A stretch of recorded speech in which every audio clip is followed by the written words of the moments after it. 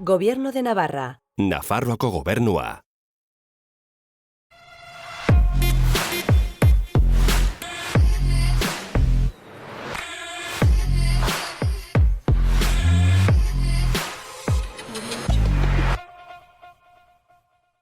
Gaur Xabi Iriarte dugu gurekin platoan, Donestebeko gaztea. Ikus-entzunezko komunikatzaile gisa definitzen du bere burua. Goazen bererekin hitz egitera eta ia zer kontatzen digun.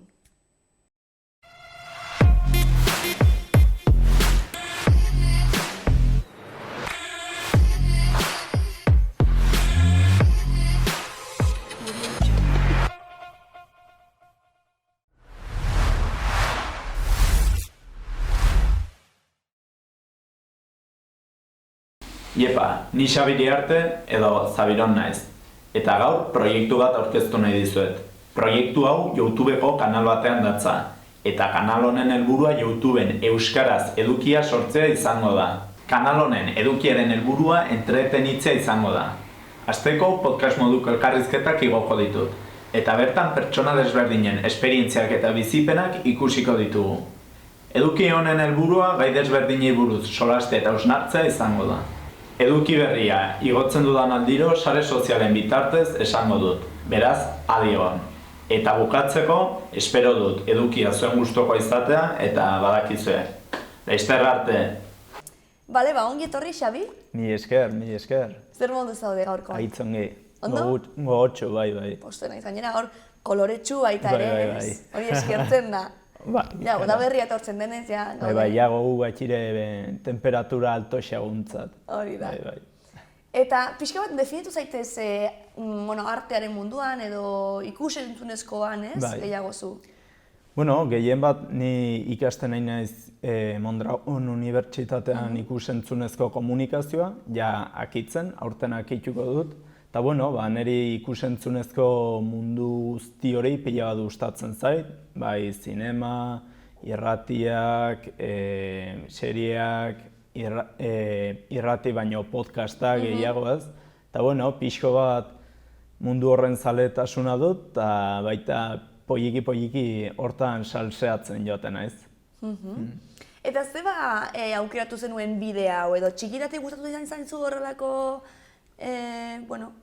Bai, mundu hau, ez? Bueno, hor aipatu beharra da aitan influentzia dela argazkilaria. Eta bueno, beti bizi izan du naiz, kamera batekin aurrean ez, aita beti semei atetzen dielako argazkiak eta. Eta bueno, pixkanaka berari lagunduz joan nintzen mundu hau ezagutzen, eta horren bitartez sortu ziten gero eta jakin min gehiago. Eta hortik, bai. Eta txikitan kamera aurrean gustora eroso sentitzen zinen o hasiera batean ez hainbeste? Bueno, hasiera batean zen ez dakit, ez da gustora ez zen ja ohituta nintzela. Egunerokotasun. Bai, egunerokotasun batean bezala, eta bueno, oso naturalizatuta nuen, baita nire aitak egiten zituen argazki saioak, bodak, bataioak denak ez, eta orduan mundu hortan eroso sentitzen nintzen. Eta orduan gero ja aukeratu zenuen profesionalki edo bide hori hartzea, ez? Bai, hor baita aipatu beharra da ez, askotan pasatzen dena batxillerreko bigarren maila inta, ez dakizula zer egin, selektibitatea dator, eta bai mundu hau interesatzen zidan, eta orduan joan nintzen ateirekietara, eta bertan ikusi nuen metodologia eta lantzen ziren gaiak pila bat gustatu zaizkidan. Eta orduan hortik tiratu nuen. Eta gustora egon zara hor karreran urte horietan? Bai, oso gustora. Egia erran, bai pertsonalki eta profesionalki heziketa oso ondi ematen dela urte hauetan, ez? Kanpoan bizi, jende berria ezagutu. Eta profesionalki baita aukera ematen du arlo pila bat eta gai pila bat ukitzea.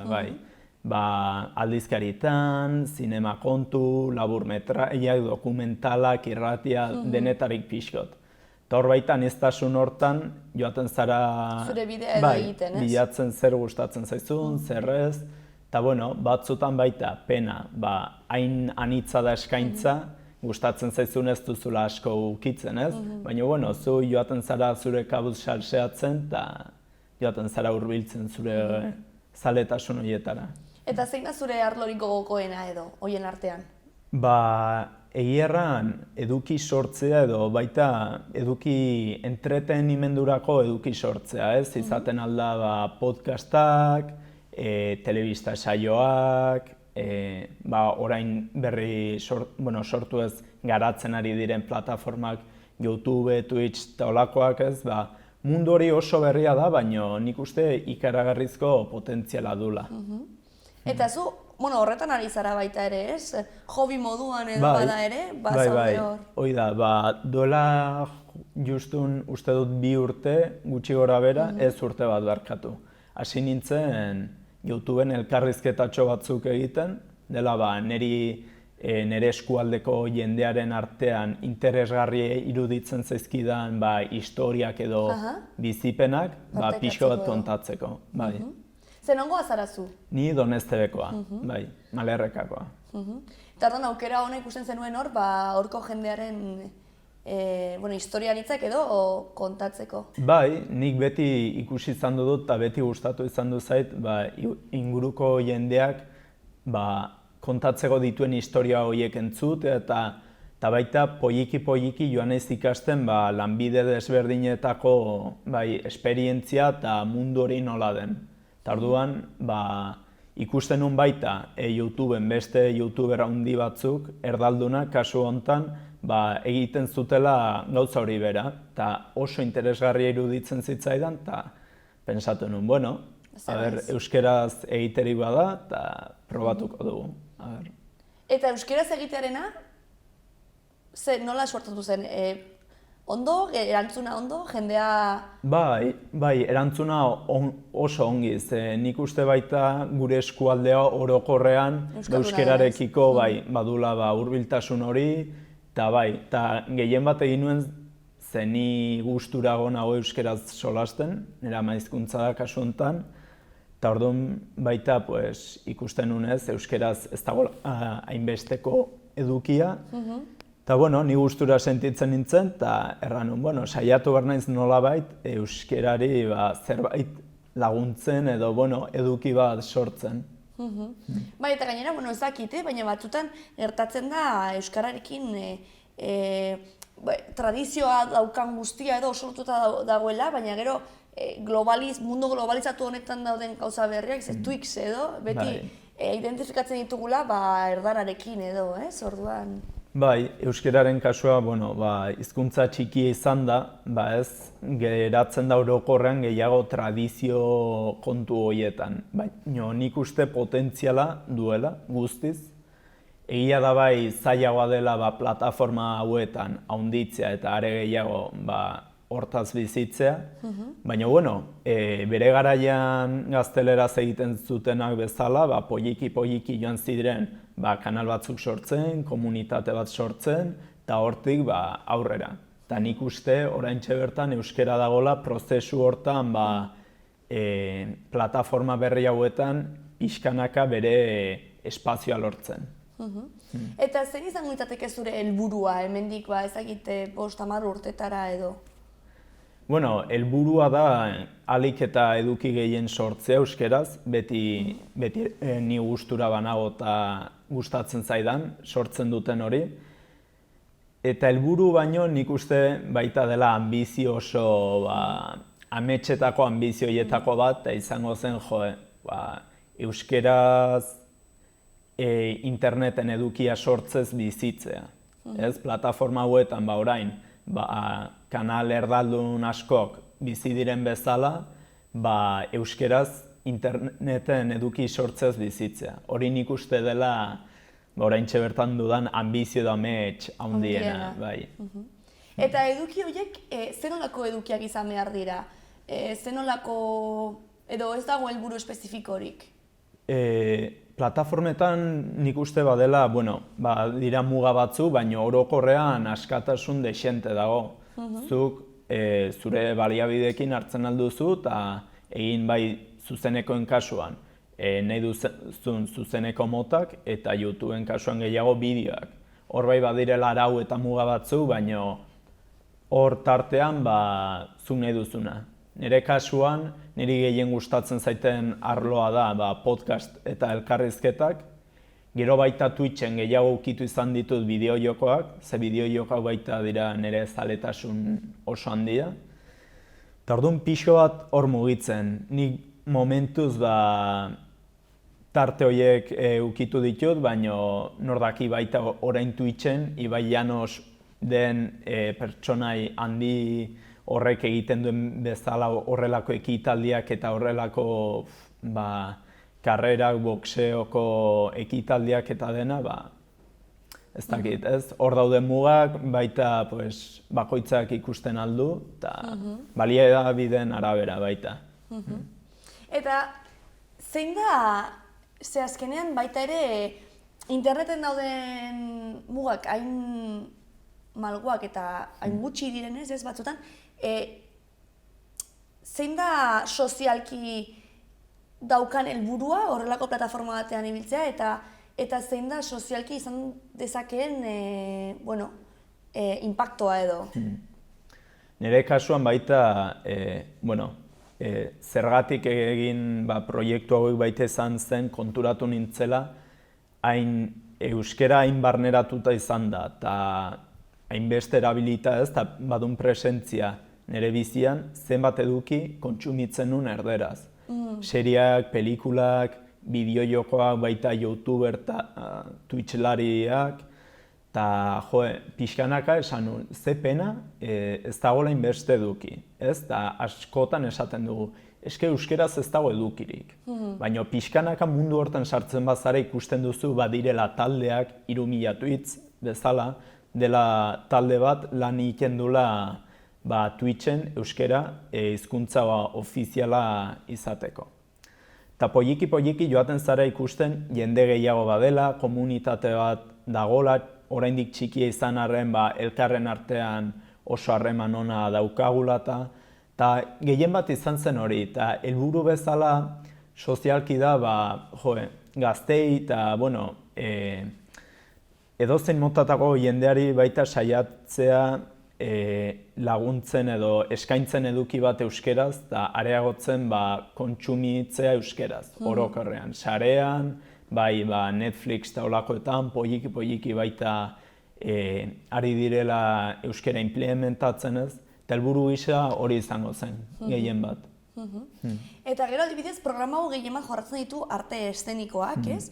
Eta horiek gizartean duten garrantzia, baina bai egia dela COVID-aren krisi honekin, arte eszenikoak zuzeneko gauza bat direnez, eta ez dagoen pantalla bat erdian, nahiko sufritu dute. Orduan, egon dira proiektu berriak non bai ikusentzunezkoa eta bai arte eszenikoak uztartzen ziren, eta egon dira inkluso proiektuak non antzerkia egiten zen irratian, lehen asko egiten zela eta orain oso gutxi, baina hasi dira berriro, edo baita ere antzerkia zinemarekin uztartuz hor Netflixeko plataforma zero eta horrelakoetan. Nola ikusten duzu hori? Gainera zu orain ikasten ari zarela horrelakoa, ez dakit? Etorkizuna horrelakoa izango da? Etorkizuna ez dakit, baina nik uste zuzeneko plataforma hauek eta eman den digitalizazio orokorrean gelditzeko datorrela. Baita egia da, eta, nahiz eta egoera oso txarra bizi izan duen kulturak orokorrean bilatu dula nola biziraun ekosistema hontan, ez? Sarean eta dena. Eta nik uste etengabeko evoluzio bat ematen ari dela kulturan edo sektore hauetan. Eta orduan noizbenka aldaketa horietara moldatu beharra gara, eta nik uste horrek honek ekarri dula baita aipatutako irrati bitarteko antzerki horiek ez, berreskuratu edo eredu berriak baita esperimentazio bat ematen da, eta nik uste hori baita polita dela. Ze baita, justun kulturak orokorrean izan duen krisialdi honekin, YouTube eta Twitch bezalako plataformak indartu dira. Eta hor baita ikusi da, jendea Twitchen adibidez, bideo-jokoak jolasten egoteaz aparte, joan dela gauza berriak probatzen, eta agian ere lehenago egiten zutena saiatu direla zuzeneko formatura ekartzen, eta nik uste hor gauza oso interesgarriak sortzen direla, eta alde txar hori kentzen, gauza berriak ikusten ari garela, eta hori baita berazgarria da. Planteatu izan duzu inoiz kolaborazioaren bat edo zuzeneko artistaren batekin? Momentuz ere ni hainez oso poliki nire gauzatxoak sortzen, ikasten ez, eta da etengabeko proba eta errorrez, hor hanka sartu, ikasi ez, eta momentuz ni mugatzen naiz pixko bat nire bi gauzatxo horiek egiten, baina, inoiz ez dakigu zer etorriko den etorkizunean ez, baina niri olako gauzak te interesatzen zaizkit, aukera sortzen bazait, seguruenik, albadut egingo dudala. Nola duzu izena, sare sozial horietan edo, ez dakit YouTubeen edo? Bai. Agian ez dakit norbait ikusten zaitu, hemen artista eskortotzen dira eta nahi du kolaborazioaren bat. Bai, saretan Zabiron 12 da. Ez izena, txikitatik adibidez izena dator pixko bat bideo-jokoetako PlayStationean eta jartzen zenun ez izen bat, eta hortik moda bat zagon zure izenez jartzeko, ez? Orduan ez izen bat asmatzen zenun, eta pixo bat hortik dator. Eta mantendu duzu? Bai, ze izan da beti hor geratu den zerbait, eta ez dakit. Eta, arte eszenikoak SOS deitzen da programa, ez? Baina, saiatzen ari gara, hitz egin dugun moduan, horreri buelta ematen, ez? Eta SOS hori, pixka bat, alde batera uzten, ez? Eta, zer jarriko zenukezu? Arte eszenikoak zer, edo zertarako dira garrantzitsuak, edo zer bide hartu behar duten mendik aurrera? Nik uste arte eszenikoak eta arte orokorrean balio dula alde batetik aisialdirako, nire kasuan nik pila bat disfrutatzen dut, baina baita gizartean nola baita ez hitzeko. Alde batetik kritikak egiteko, bestetik baita egoera edo bizipen desberdina plazaratzeko edo argi emateko ez, kasu edo historia askori. Eta niretzat pixko bat, niretzat hori da ez, alde batetik heziketa, entretenimendua eta baita ez dakit gure parte, nik nire parte sentitzen dut. Badakit, zuek kuadrilan edo badituzuela nahiko lagun, ez? Daudela hor artean murgilduta edo. Eta egia da leheno ez zela hain ohikoa, ez? Bide hauek aukeratzea edo, ez? Baina zergatik uste duzuela orain eta ohikoagoa edo garrantzitsuagoa?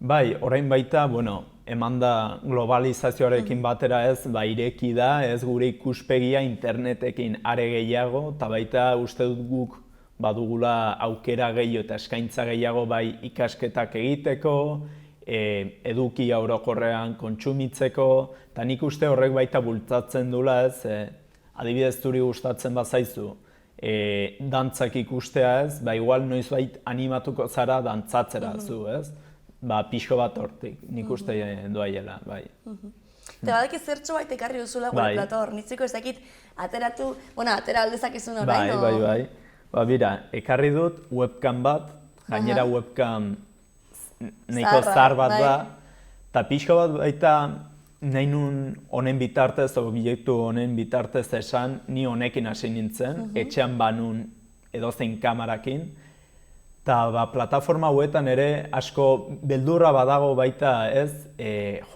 badiren gigantekin ez, hoiek kalitatezko kamarak dituzte, ordenagailuak, telebistak dena ez, eta askotan ere mugikorrarekin bera, denok dugun mugikorrarekin edukia sortzen alduzula. Eta pixko bat zen, animatzeko baita jendea gehien bat euskeraz, edukia sortzera eta etxetik bera, olako kamera simple batekin, seguro edozein badula, edukia sortzera eta ez dela askoz gehiago behar.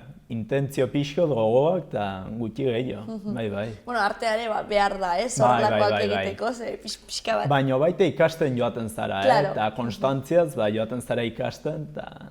Bai. Bueno, azkenean baita ere hori ikasketa prozesu bat da, eta formakuntza ere behar da, zu ari zara hor formatzen, Bai.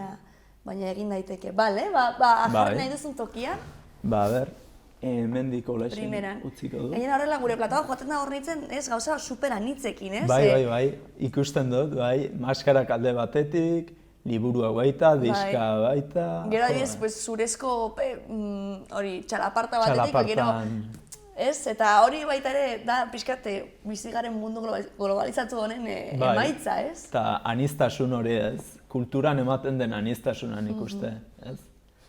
Bai. Eta zein izan da zure elkarrezketetan edo, izan duzu momenturik hola garrantzitsuena zuretzat edo politena edo anekdotikoena edo? Ba, bueno, bi nabarmenduko nituen, pixko bat orokorrean momentu asko izan dira, naiz ni ez da denbora inbeste egon, baina momentu asko izan dira, baina adibidez lehenengo bideoa, bai egin nirela gainera kamera horrekin, ba, lehenengo aldia izan da ez, beti zaude beldurrez, Claro. beti jendeak nola hartuko duen, ongi geratu da, baita sarean gelditzen da, eta ordu bat inguruko elkarrizketak dira, eta hor asko solasten da, eta igual kagadan bat egin izan dut, ez dakiz ez. Eta bueno, lehenengo egin nuen Niko Mindegiak indela baita Doneztebarra, eskubalo jokalari internazionala, baita hurbiltasun horregatik, ez? Nikorekin Gustora edo eroso gusturago sentitzen nintzen, ez? Ezagutzen nulako. Eta gainera, erantzun oso ona izan zuen, lehenbiziko bideoa izateko, eta oso pozik geratu nintzen. Eta gero beste anekdota izan zen gehiago ez, ni hasi nintzen gehien bat, eta orokorrean dire elkarrizketa hurbileko jendea, ez? Eta ikusi nun saretan, batez ere nik Instagramen ikusi nun, Mr. Euskaldun, marrazkiak eta egiten dituenak ez, jarraitzaile pila zutela, eta euskeraz eduki asko sortzen zuela, eta ikusi nun baita adibide gisa ez, ze poliki joaten zela bere gauzak egiten, eta nola sortzen zuen inpakturi. Eta bueno, hor baten saiatu nintzen ez, bidali behar diot mezu bat, erantzuten duen, eta probatzeagatik, eta baietz, iezko eman zidan, eta gainera uste dut, inoiz ez zuela olako elkarrizketa batean bere aurpegia interneten gehien bat erakutsi, ez? Claro, ze guztia egiten du, bere... Bai, eta bere sare sozialetan ez da inoiz bera gertzen, eta bueno, baita bera elkarrizketa atzetik daraman historia guztia eta oso interesgarri izateaz gain, izan un aukera baita ez, igual hain urrun ikusten duzun pertsonak fama kontuagatik edo, askotan probatzen lortzen dela, bai. Eta bi horiek nabarmenduko nitu nola. Interesgarriak. Pues badago galdera bat zuretzat gaurkoan, ze beti aurreko gonbidatuak usten du galdera bat urrengorako. Eta zure kasuan ez dakit, karo, ze zu ez zaude lanean eta galdera lanean ikusten duzu zure burua hilabete barru. Baina guazen hitz egitera, hobi edo lana oraindik ez den, nahiko zenukeen lan horretan, ikusten duzu zure burua, hilabete barru? Hilabete barru hortaz bizitzen eta hortan lanean ez. Ze oraindik egin beharreko bidean ikuste horrara heldu arte oso luzea dela. Baina, hilabete barru, kurtso hau bukatzean, udan, seguraski, tokatzen zait lana bilatzea. Espero dut udaro bezala ez izatea ez, udako lan horiek kamarero gisata eta izatea gehiago komunikazio arloan. Baina, ni konstantzia batekin saiatu behar naiz mantentzen nire proiektuak eta igual noiz bait, agian zorte pixo batekin hobia izatetik lan izatera bihurtzen da. Hori da, ez? Gutxinaka, azkenean zu argi baldin baduzu bidea, ez? Behintzat horrekin lotuta, agian, utopiaz bize gara, ez? Hor dugu gure amets handi horiek, baina behintzat... Bai, gainera baita esan barra dut, hobi hori pilagat disfrutatzen dutela, eta ez dela ere ez nagola hor helburu hori bakarri lortzeko.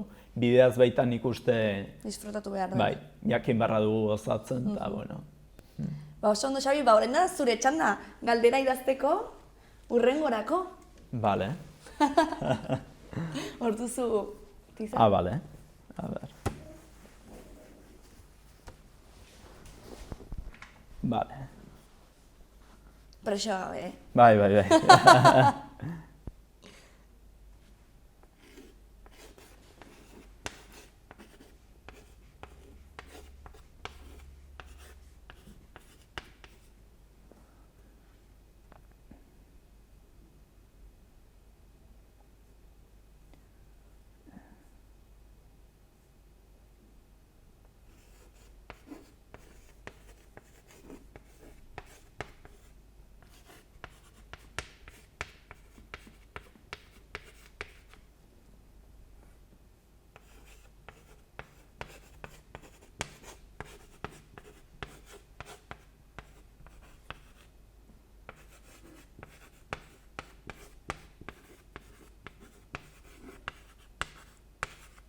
Bale, listo. Bale. Interesgarria. Bai, Nola uste duzu areagotu daitekela euskal kultura gazteengan? bai. Gainera Gehien bat gazteengan. gazteengan, ez, ze lehenago aipatu bezala, niri pixko bat bai kezkatzen ditela ez, zenbat euskaldunek konsumitzen duten edukia beste hizkuntzetan, haien hizkuntzan bera eduki pila bat dagoenean, ez, eta askotan aisialdirako uzten du euskera pixo bat baztertuta, ez baldin bada lehenago aipatutako ohiko kultura gehiago zaharragoa edo nolabait, ez? Eta niri horrek kezkatzen hau, eta ni bai nagola saiatzen pixo bat horren kontra borrokatzen, eta Zuralea jartzen, ez? bai, Ea loratzen den. bai. Ba, oso hausnarketa polita egia da, hori horrela dela ez, batzutan gertatzen da ez, gehiago konektatzen dugula euskara, pues, akademikoki edo, ez, eta gero, bueno, baina orain egia da gertatzen dira loraldi moduko bat, ez? Bai. Baita gazte mugimendu gero eta gehiago daude, eta nik uste indar gehiago dutela bai gazteek babesten dutelako, eta hor nik uste borroka bat dagoela, ez? Eta poliki joanen gara hor konstantzia batekin, eta aleginez. Ba, mila esker hausnarketa guztiengatik eta konpartitzeagatik. Zuei, Eta gonbidatzeagatik. sorte hon zure proiektu guztietan. Mila esker eta berdin.